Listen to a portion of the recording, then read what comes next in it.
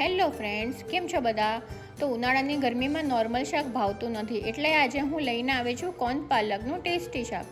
તો એના માટે આપણે લઈશું 1 વાટકી સમારેલી ડુંગળી, 1 મોટી વાટકી બાફેલા કોર્ન, હાફ કેપ્સિકમ અને એક મોટું અને એક નાનું ટમેટું લેવાનું. અને અહીંયા મેં ગાર્નિશિંગ માટે ચીઝ ક્યુબ લીધું છે.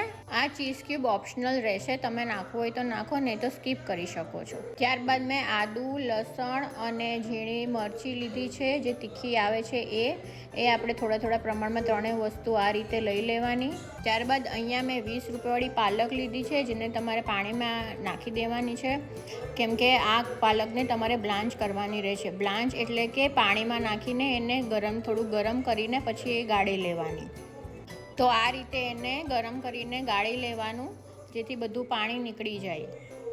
હવે આપણે મિક્સર જારમાં પાલક અને આદુ, લસણ અને મરચાં જે આપણે સુધાર્યા હતા એ, પછી થોડી કોથમીર અને સહેજ એવું પાણી નાખીને વાટી લેવાનું.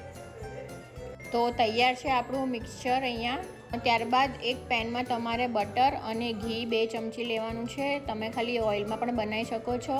એ ગરમ થાય ત્યારબાદ એમાં જીરું તેમજ હિંગ અને આપણે જે ડુંગળી લીધી હતી એ બધું નાખીને એકદમ હલાવી નાખવાનું છે. થોડી ડુંગળી લાઇટ બ્રાઉન થાય ત્યારબાદ એમાં કેપ્સિકમ નાખીને એને પણ થોડીવાર થવા દેવાનું છે, અને ત્યારબાદ એમાં ટમેટાં નાખી હલાવવાનું છે. આ બધી વસ્તુ પોચી થઈ જાય ત્યારબાદ આપણે એમાં ધાણા જીરું પાવડર, મરચું પાવડર અને થોડી હળદર મિક્સ કરી દેવાની છે. આનું તમારે માપ તમારી રીતે જે ખાતા હોય તીખું મોડું એ રીતે તમે ઓછું વધારે કરી શકો છો.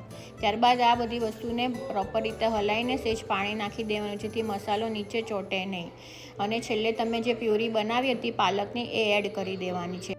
એડ કર્યા બાદ પ્રોપર રીતે હલાવીને પછી છેલ્લે એમાં મીઠું સ્વાદ અનુસાર નાખશું, અને ત્યારબાદ જે આપણે બાફેલા કોર્ન લીધા હતા એ નાખી દેવાના અંદર.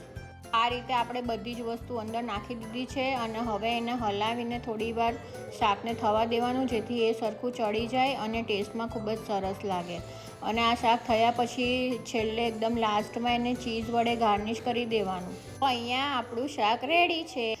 તો ફ્રેન્ડ્સ, આ રીતે જ હું તમારી માટે એકદમ સરસ ઇઝી રેસીપી લઈને આવીશ. તો મારી ચેનલને લાઇક, શેર અને સબસ્ક્રાઈબ જરૂરથી કરજો.